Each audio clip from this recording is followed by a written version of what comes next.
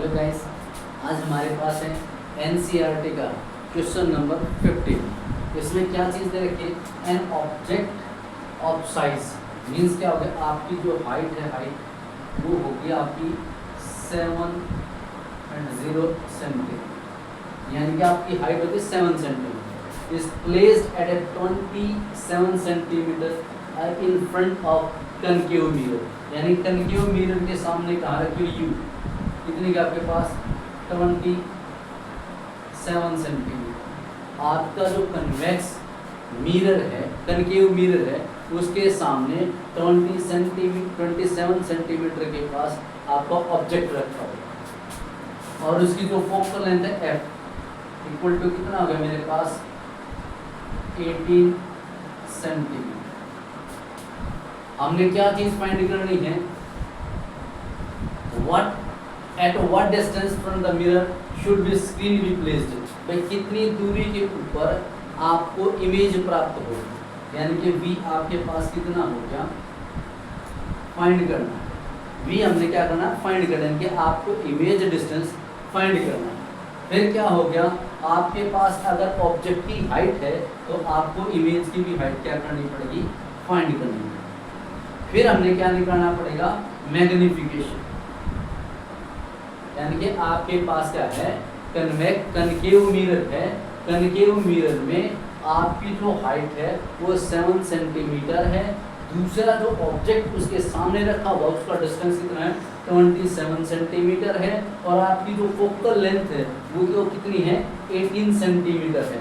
आपने क्या image distance find करना है, इमेज की हाइट फाइंड करनी है और आपने मैग्निफिकेशन फाइंड करना है। अब सबसे पहले क्या करेंगे हम? Sign convention. अब हमारे पास कनकेव मिरर है, उसके हिसाब से आपका u और आपका f क्या हो जाएगा? नेगेटिव। और हमारे पास मिरर है तो हमने यहाँ पे मिरर फॉर्मूला पुट करना पड़ेगा। हमारे पास क्या हो गया?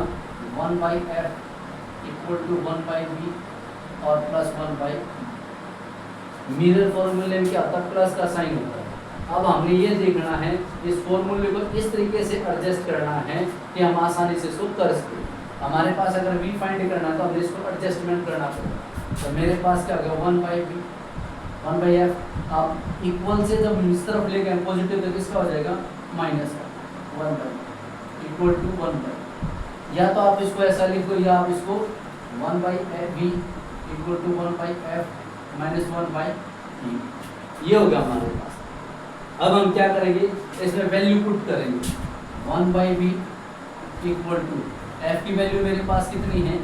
-18 माइनस u की वैल्यू मेरे पास कितनी दे रखी है? -27 सेंटीमीटर। अब हम क्या करेंगे?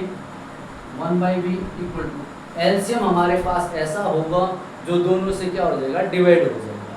तो हमारे पास क्या होगा? 54। और एलसीएम हमेशा किसका होगा? प्लस का होगा। अब ये 18 3 जा और 3 1 जा 3 माइनस ब्रैकेट शुरू करो। 27 2 जा 54 और 27 2 जा 54 हो गए। अब 2 1 जा 2, वो भी किसका गया आपके पास? माइनस। तो मेरे पास 1/v इक्वल टू -3 और माइनस माइनस कितना हो गया? प्लस y में कितना हो गया? 52। अब हम क्या करेंगे?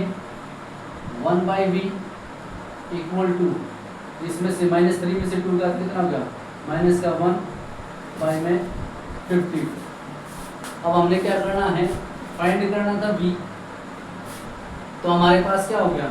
v फाइंड करना था, क्या करेंगे हम? क्रॉस मल्टीप्लाई कर देंगे। क्रॉस मल्टीप्लाई करते क्या होगा? माइनस का v equal to 54, v equal to क्या होगा? माइनस का 50। हमारे पास जो इमेज आएगी वो इमेज आएगी real and inverted and magnified. हमारे पास रियल और इन्वर्टेड इमेज होगी, कौन सी होगी? मैग्नीफाइड। अब हमने क्या फाइंड करना? मैग्निफिकेशन। तो m क्या हो गया? m इक्वल टू v/u हमने यहाँ देखना, अगर यहाँ पे मेरा फॉर्मूला प्लस का होगा तो यहाँ क्या आएगा माइनस। फिर और क्या होगा, हमने वैल्यू पुट करनी m इक्वल टू b की वैल्यू हमारे पास कितनी आई माइनस का 54, u की वैल्यू कितनी है मेरे पास माइनस का 27, माइनस है माइनस का 2, ये क्या हो गया 2 पे, तो m की वैल्यू कितनी होगी माइनस का 2 से।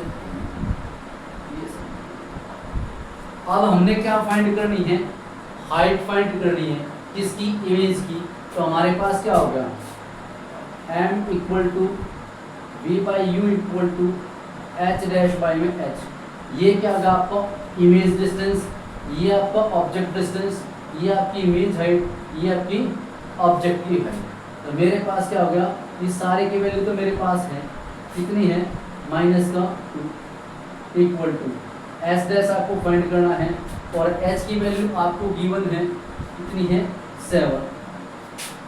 अब ये क्या करें क्रॉस मल्टीप्लाई, एस डैश बन जाओ ये हो गया, और 7 टू जा 14, वो भी किसका आ गया मेरे पास क्या हो गया, जो एच डैश है वो कितना आ गया -14 सेंटीमीटर, और मेरे पास मैग्नीफिकेशन क्या -2 सेंटीमीटर, और मेरे पास जो इमेज वो कितनी होगी -24 सेंटीमीटर।